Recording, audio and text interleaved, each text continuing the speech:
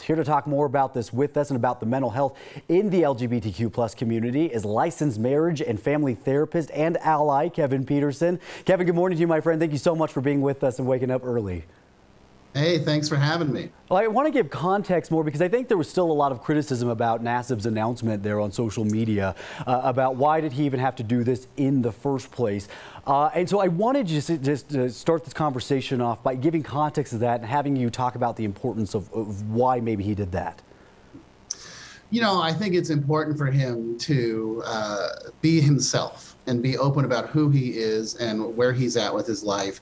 And it also, I mean, this is a Jackie Robinson moment for America, right? And it's that he's stepping forward and saying, hey, I'm playing in the NFL and I played college football and I'm a young man and I'm gay and there's nothing wrong with that. And he's taking something that has been considered to be very much out of the ordinary and putting it into a very ordinary context. I mean, what's more ordinary than playing football on a Sunday? He's going to be on every television in every living room in America. You know, we also want to talk about the deeper issue there with the mental health connection and what's going on. And this is a very delicate situation because plenty of us do have families and friends that love us and support us. But what about the ones that don't? You know, whenever we talk to them, how does that affect them? Well, yeah, it affects them tremendously, right? Because they're already feeling different, right? That concept of not feeling like they're part of the crowd and not feeling like they're part of the gang. And that they're not normal, which is ridiculous. But that's when you're not part of the group, when you're not part of the majority, you feel like you're part of the minority. So what we want to be able to do is if they're not getting the support from home and they're not getting the support from their family of origin, we want to put them into an environment, help them get to an environment where they can find that support from their community and find their people.